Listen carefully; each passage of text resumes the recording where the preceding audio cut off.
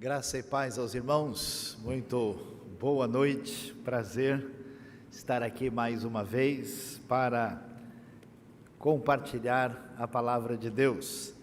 Muito agradecido ao convite honroso, pastor Marcos, dessa igreja tão especial e abençoada, que marca a história dos batistas aqui em Recife e em Pernambuco, e eu fico muito feliz de estar aqui nesta noite, neste fim de semana, e os irmãos de fato estão aí com todas as indicações, né? Tem muitas outras coisas interessantes, a Bíblia Brasileira de Estudo, alguns livros que a gente teve a oportunidade de deixar a todos que tiverem interesse, que estão à disposição aí, podem ser encontrados com facilidade, mas o Rota 66 é especial porque é um comentário que explica o texto e aplica de maneira direta e é muito bem humorado.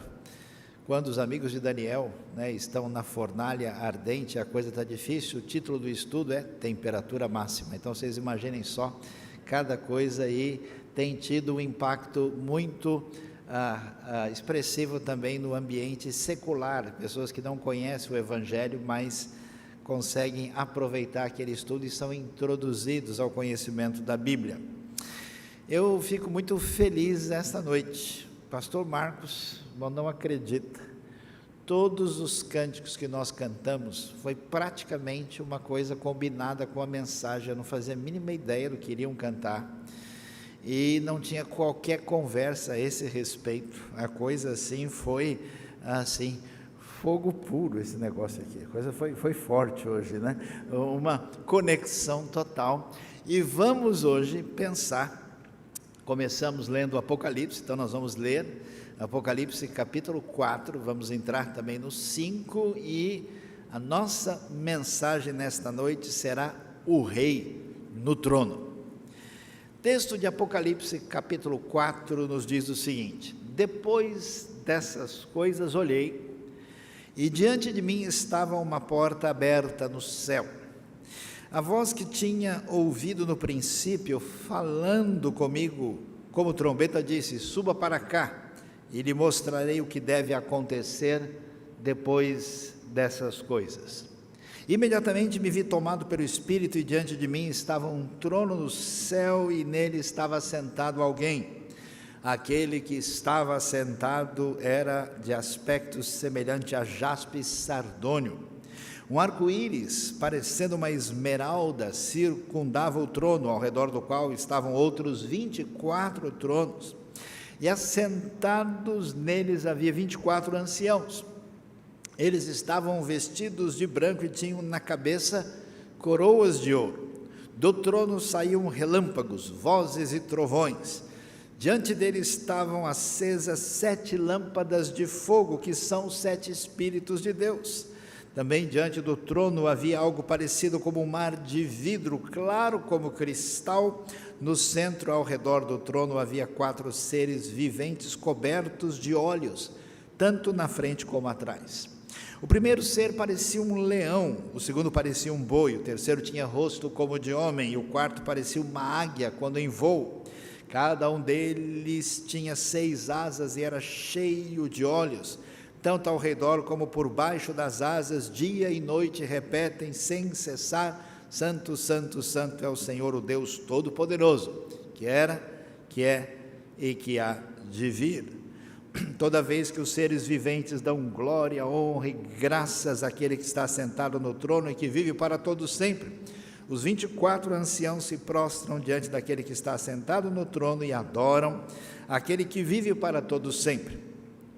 Eles lançam as suas coroas diante do trono, dizem: Tu, Senhor, e Deus nosso, és digno de receber a glória, a honra, o poder, porque criaste todas as coisas e por tua vontade elas foram criadas. Meus queridos, que impressionante e fascinante é esse texto que aparece aqui em Apocalipse capítulo 4. Vamos entender o que está acontecendo. O livro do Apocalipse é um livro que é escrito pelo apóstolo João quando ele estava preso na ilha de Patmos. Segundo a tradição ortodoxa grega, devidamente auxiliado pelo seu ali secretário amanuense chamado Prócoro. Pelo menos é isso que se afirma quando a gente chega em Patmos e conversa ali na gruta onde a tradição afirma que tudo aconteceu. E João foi preso no período de Domiciano.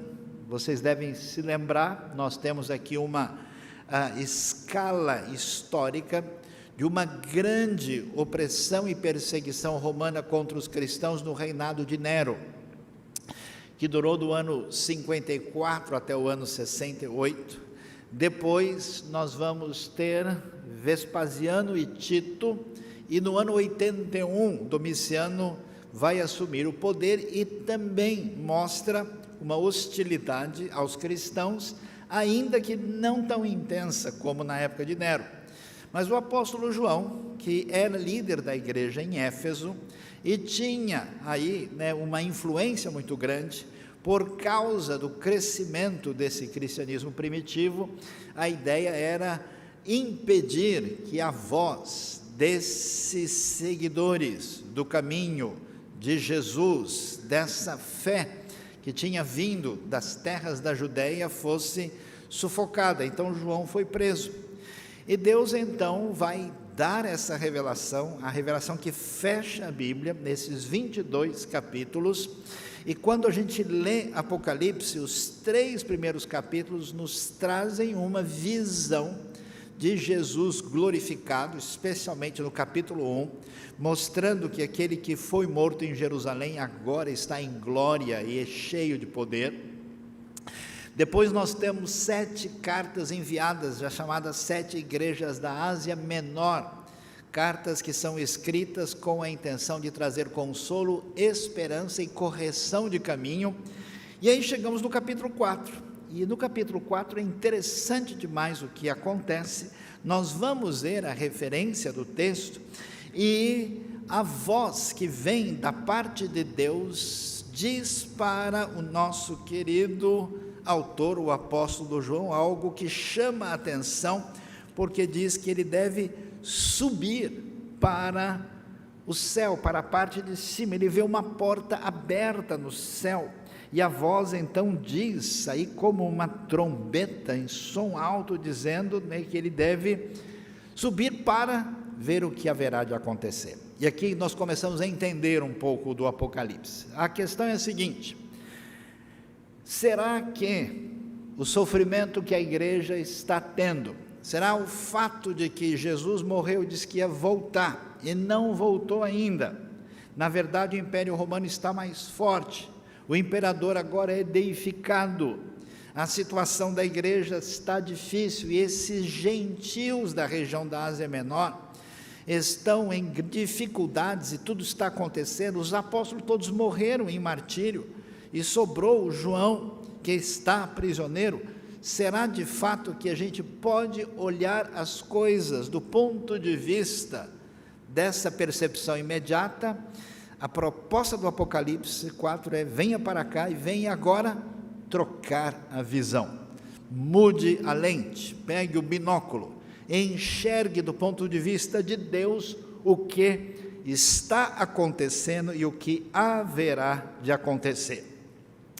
Então a porta nos céus nos traz essa revelação divina, e quando nós acompanhamos o que o texto vai nos dizer aí na sequência, ele vai ver o quê? Um trono nos céus, e alguém que está assentado no trono, que é brilhante, com toda essa descrição de jaspe, de sardônio, e como um brilho, um arco-íris aí em forma de esmeralda no trono, de uma maneira brilhante e extraordinária. É impressionante toda a visão extraordinária que aparece. E aí nós temos a primeira mensagem muito forte, porque todo mundo tem certeza que quem está assentado no trono é César.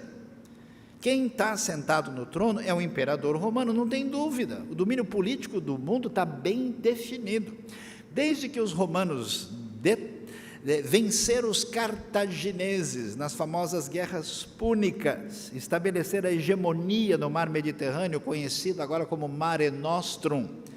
Desde o ano 27 a.C., estabelecida a Pax Romana, como se diz na linguagem popular, não tem para ninguém. Roma manda no mundo. E agora quem manda é Domiciano. A pergunta é: será? É verdade que ele está no trono? A revelação divina diz: não, tem outro que está sentado no trono.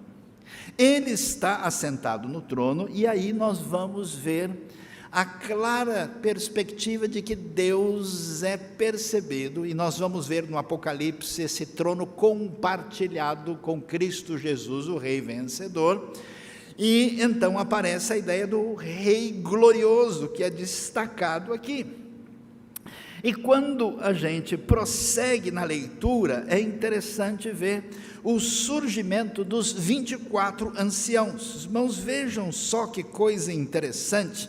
O trono aparece lá, e esse trono é surpreendente, 24 anciãos vestidos de branco com coroas de ouro na cabeça. Por que 24 anciãos? Porque nós temos aqui a soma de 12 mais 12. E por que o número 12? O número 12 dá uma ideia, porque a divindade tantas vezes se diz respeito a ela de maneira a lidar com o número 3, e o mundo é descrito como aquele lugar onde estão os 4 cantos da terra. 3 vezes 4 é 12, 12 tem a ver com a ação completa de Deus na história. Isso tem a ver com a velha aliança, portanto nós temos as 12 tribos de Israel, que marcam a ação de Deus na história, e os 12 apóstolos, todos aqui representados nesses 24 anciãos, nessa visão extraordinária. E para mostrar como isso tem valor e importância, nós vamos agora passear. Aliás, se alguém quer estudar o Apocalipse de verdade, tem que entender bastante de Gênesis e de Êxodo. É a base de sustentação do livro. Então a pergunta: qual foi a última vez que a gente teve alguém como o César romano oprimindo o povo? Faraó no Egito. Por isso a recordação tem a ver com o que aconteceu lá no Êxodo. Então Apocalipse vai direto no túnel do tempo bíblico e lembra do que acontece quando Deus age no meio dos israelitas. Lembra da revelação de Deus na aliança do Monte Sinai? Pois é, a gente tem essa evocação do trono, saíam relâmpagos, vozes e trovões, e diante dele estavam acesas 7 lâmpadas de fogo, que são 7 Espíritos de Deus, aliás mencionados em Isaías capítulo 11, mais 7 lâmpadas tem a ver com o candelabro, a menorá, a presença luminosa de Deus na tenda do encontro, dentro do tabernáculo, naquele espaço de 9 metros por 4,5 no lugar santo, mostrando que na peregrinação, depois da libertação, o povo estava sendo conduzido por essa iluminação divina. E não é que Deus tenha 7 espíritos, 7 significa a ação completa do Espírito de Deus. Para a gente continuar no tabernáculo e evocar o que a história bíblica nos apresenta, diante do trono havia também o que? Algo parecido com um mar de vidro, claro como cristal, a bacia de bronze ou de cobre, que é o mar dos touros, que aparece no templo de Salomão. Esse lugar de purificação externo à tenda, no pátio do tabernáculo, ali junto do altar do holocausto, está então ali no centro. Ao redor do trono havia 4 seres viventes cobertos de óleos, tanto na frente como atrás. E é muito interessante observar o que aparece aqui. Aqueles que reinam juntamente com aquele que de fato está sentado no trono, porque não é Roma que domina o mundo.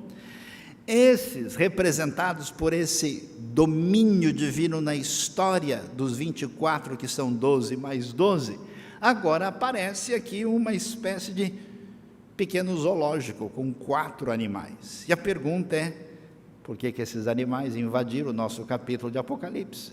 Quem foi que deixou a jaula aberta? Por que eles entraram aqui? O que eles estão fazendo? Essa visão nos lembra de um momento difícil da história, que tem a ver com o livro de Ezequiel, onde aparece coisa semelhante ao que nós temos aqui.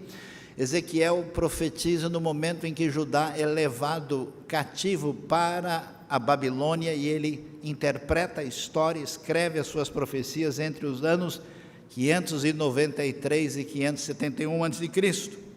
E é interessante porque esses animais aparecem cada um com um rosto diferente. Um tem rosto de leão, o outro rosto de boi, o outro tem um rosto de ser humano e o outro de águia. Por que esses 4? Porque a ideia que vai surgindo é a seguinte: vocês acham mesmo que Roma tem algum poder? Vocês não viram nada. Não só Deus está no trono de uma maneira que a gente não está vendo com os nossos olhos, esse domínio soberano de Deus atravessa a história da antiga aliança e da nova aliança agora, e o reino divino não é só na esfera humana, é um reino que atinge toda a criação. Por isso os animais entram. E entram por quê? Porque o leão está dentro daquilo que a Bíblia vai chamar dos animais selvagens. Ele é o representativo forte maior deles. O boi faz parte daquilo que é chamado de rebanhos domésticos. Havia, o que os hebreus antigos chamavam o que era bacar e o que era tson, o gado maior e o gado menor, e o boi é o mais forte deles, o mais representativo. E das aves, dos seres que voam, a águia é a mais representativa de toda a criação, o ser humano. Por isso os 4 aparecem aqui de uma maneira bastante nítida, e para todo mundo ter certeza do que está acontecendo, numa recordação dos serafins de Isaías capítulo 6, cada um deles tinha 6 asas, eram cheios de olhos ao redor, como por baixo das asas, e repetindo: santo, santo, santo é o Senhor, o Deus Todo-Poderoso, que é, que era e que há de vir. Por quê? Porque esse fato deles estarem com olhos por toda parte remete à onisciência de Deus, porque esses cristãos sofrendo no Império Romano, que tinha 60% da sua população feita de escravos, e grande parte desses cristãos, vocês não fazem ideia, não tinham nem como se reunir. Se reuniu depois de ter apanhado um dia todo, e se reunir à noite, em grande sofrimento, e de maneira oculta tantas vezes.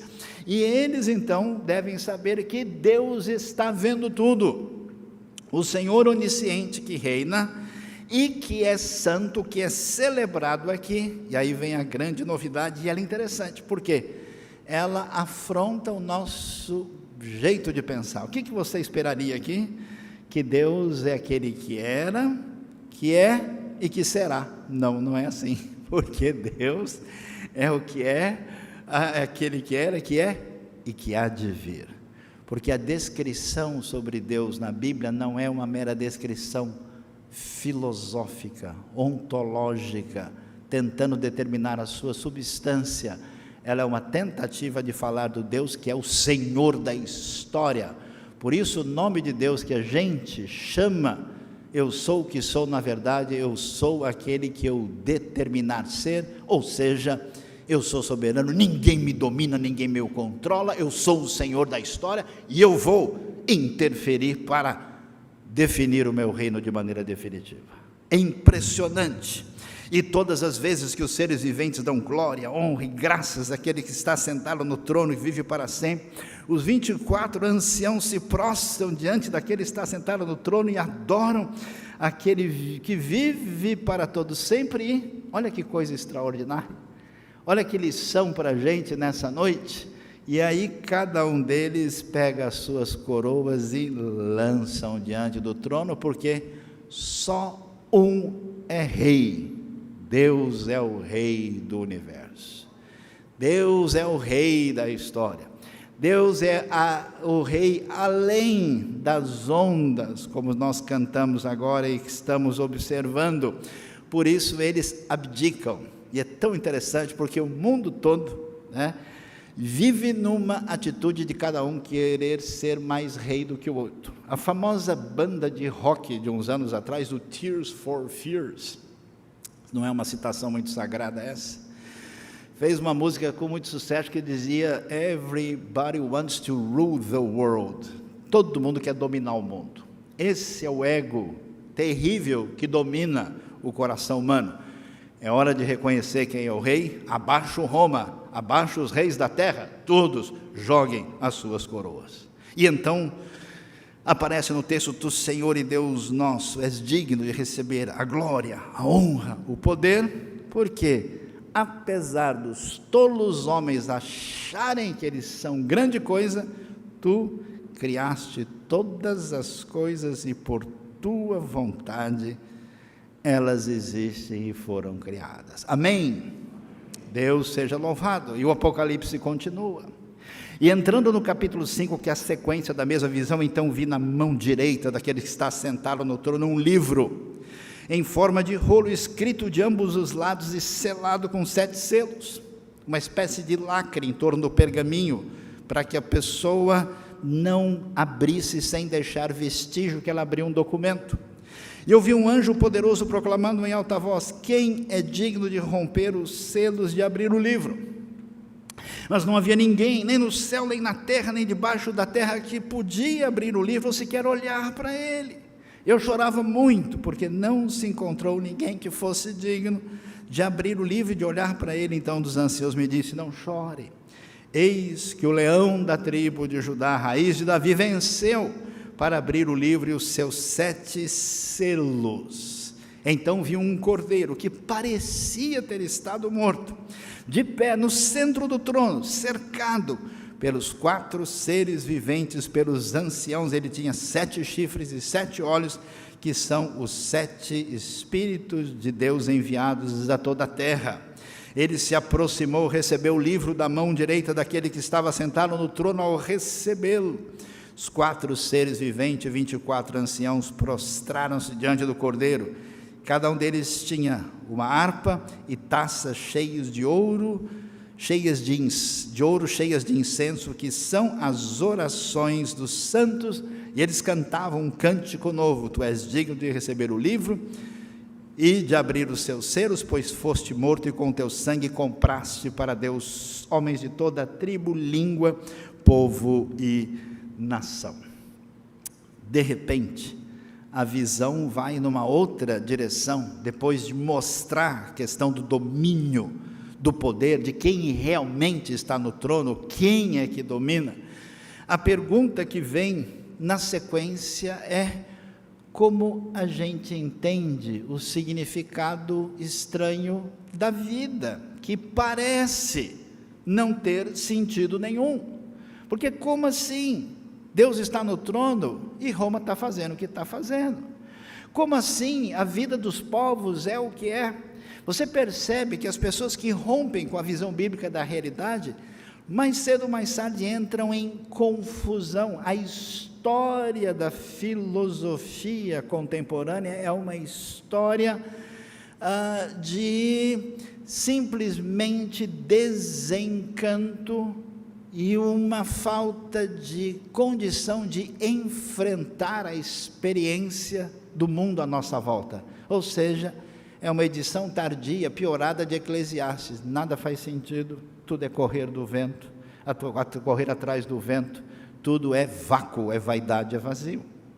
E é interessante que nessa dimensão, nesse mundo romano de violência e domínio, nesse mundo grego inspirado em tentativas de explicar o universo, nesse mundo judaico prejudicado por uma religiosidade que perdeu a essência de um fundamental, a pergunta é: qual é o sentido da história?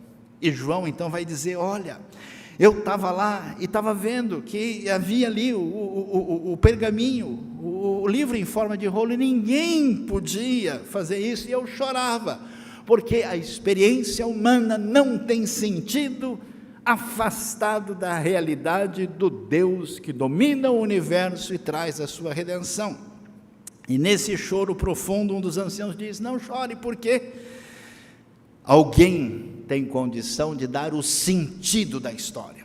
Alguém tem condição de explicar o que acontece na história e na nossa vida, aqui e na eternidade. Ele é o leão da tribo de Judá, porque ele é o rei da casa de Davi, e não um mero soberano romano que tem os seus dias contados. Ele venceu para abrir o livro e os seus 7 selos.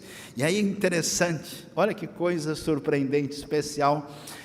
O leão é o cordeiro. Por quê? O reino de Deus é impressionante. Ah, sabedoria divina! Esse reino que não vem com espada, esse reino que não vem com força humana, esse reino que chega silencioso, começa quebrando você, para dobrar o seu joelho e perceber que o mal que destrói o mundo vive dentro de você. E quando a gente chega no reino, a gente reconhece o rei, se torna seu súdito, se arrepende, quebra-se diante dele, e como um fermento invisível, esse reino vai caminhando de maneira poderosa, vitoriosa, até alcançar todas as nações. Cadê Roma? Acabou. Cadê Babilônia, Assíria, os poderes? Todos se foram, se fundamentaram naquilo que não pode sustentar, e então o cordeiro, olha o detalhe do texto, que parecia ter estado morto.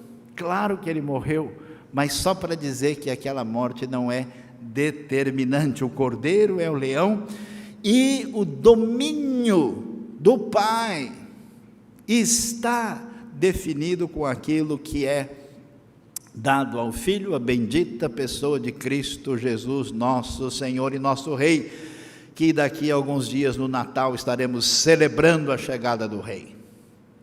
Então ele está com os 4 seres viventes, os anciãos, quer dizer, toda a criação e toda a história. E esse cordeiro tem 7 chifres, porque chifre é sinal de força e de poder, de domínio. Esse é o sentido da figura.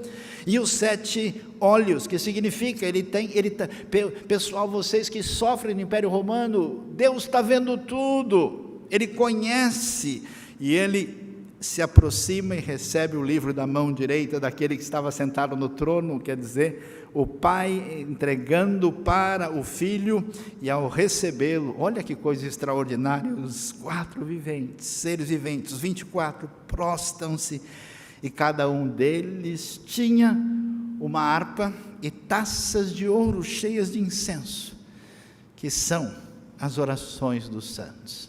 Qual é o poder do reino enquanto ele não chega definitivamente? O louvor dado a Deus, esse cântico que surge desses indivíduos perseguidos e que sofrem, e que são a escória desse mundo perverso, cruel e imoral. Esse pessoal apresenta os seus cânticos, que são harpas, e as taças de ouro cheias de incenso, que eles talvez nunca pudessem pensar: será que Deus está mesmo ouvindo as nossas orações?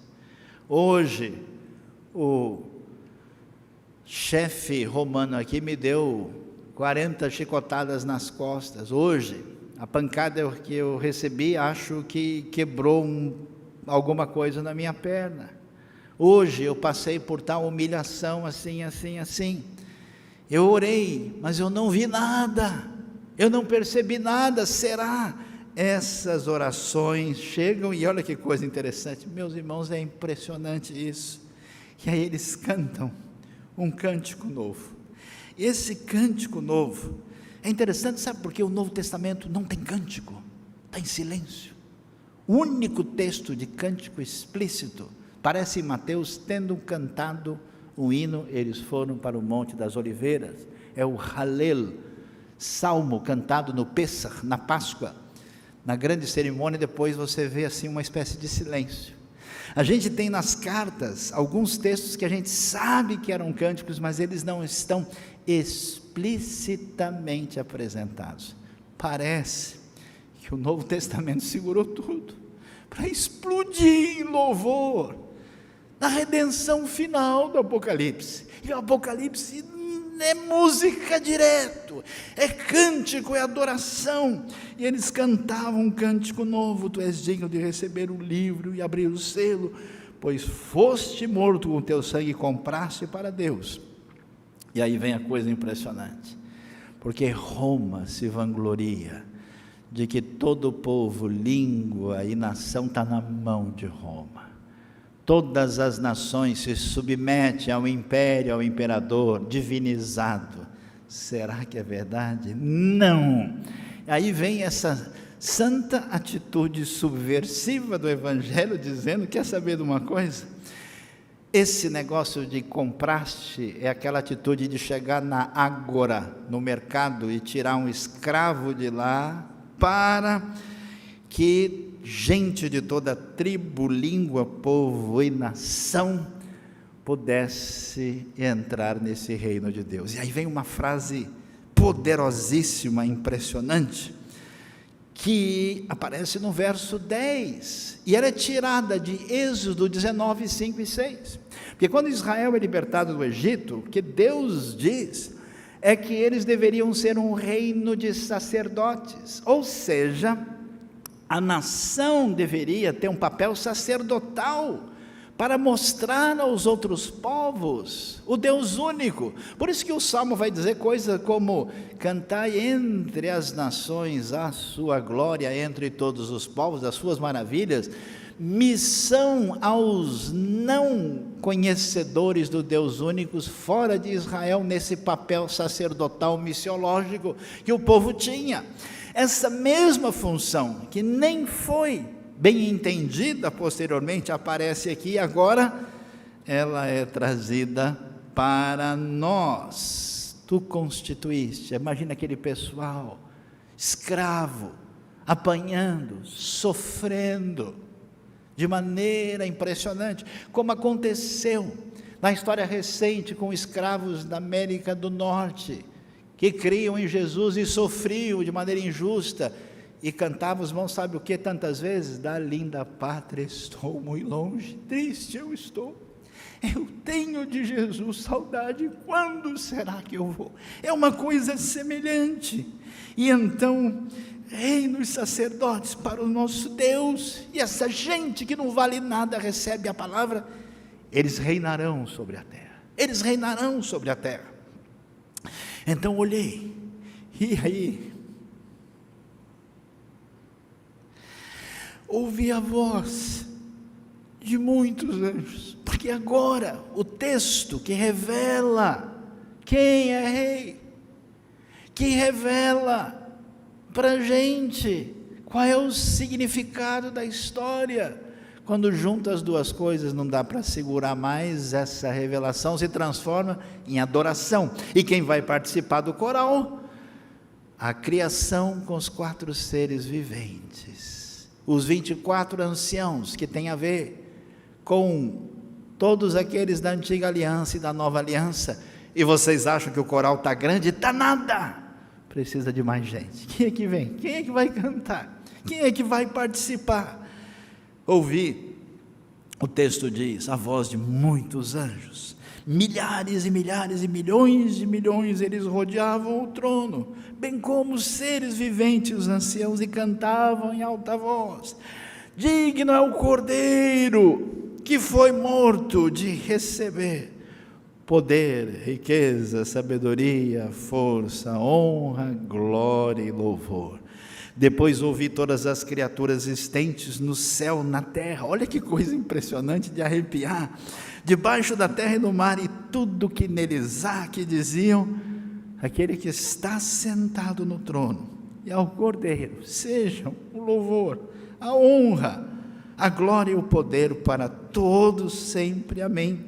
Os 4 seres viventes disseram amém, e os anciãos prostraram-se, o adoraram. Meus queridos, nesta noite, a gente olha para tudo que acontece à nossa volta, às vezes eu fico tão machucado, ao ver tanta gente do povo de Deus desesperada e alarmada, sem entender a santa palavra de Deus. O que o Apocalipse mostra para a gente? Que o futuro está nas mãos de Deus. E como é que a gente entende o futuro? Pela palavra revelada.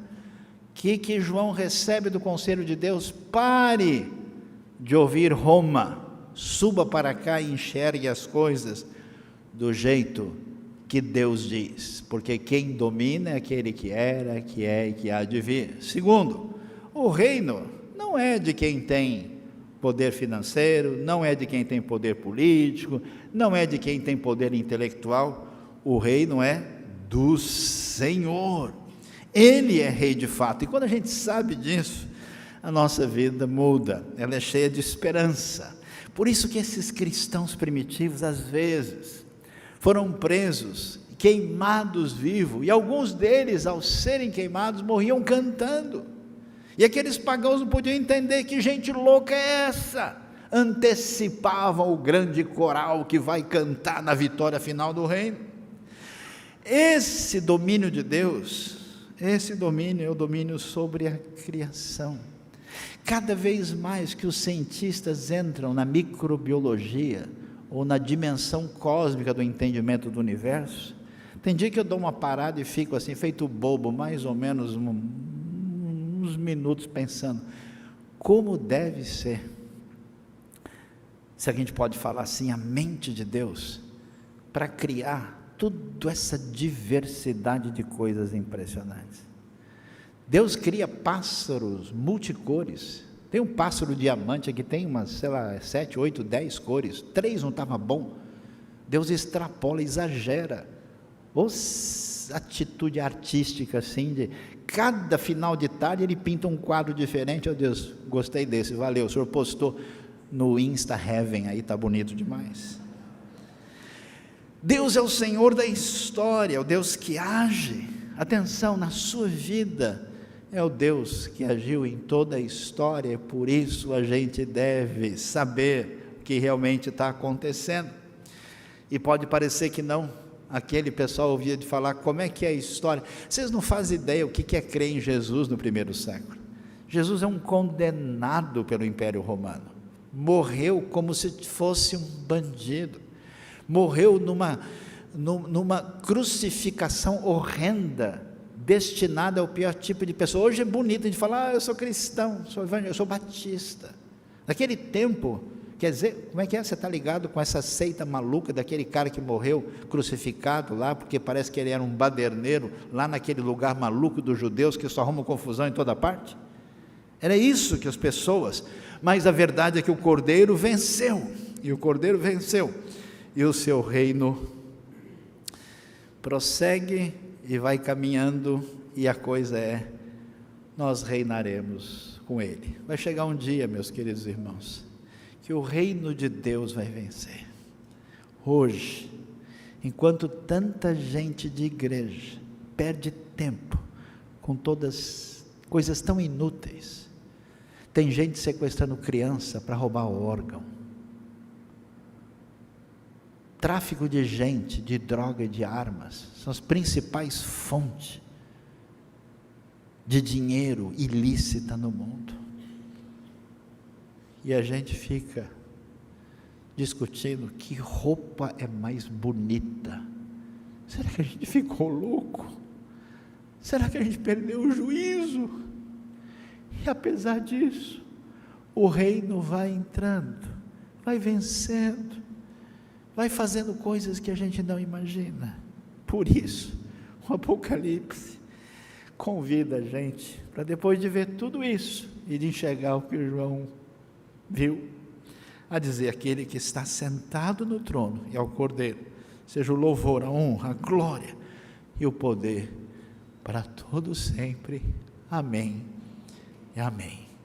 Deus abençoe a sua vida, entregue-se ao Cordeiro. Se você que me ouve, não entendeu ainda que é o Rei, abra a sua vida, o seu coração, e torne-se, recebendo o perdão dos seus pecados, um discípulo de Jesus.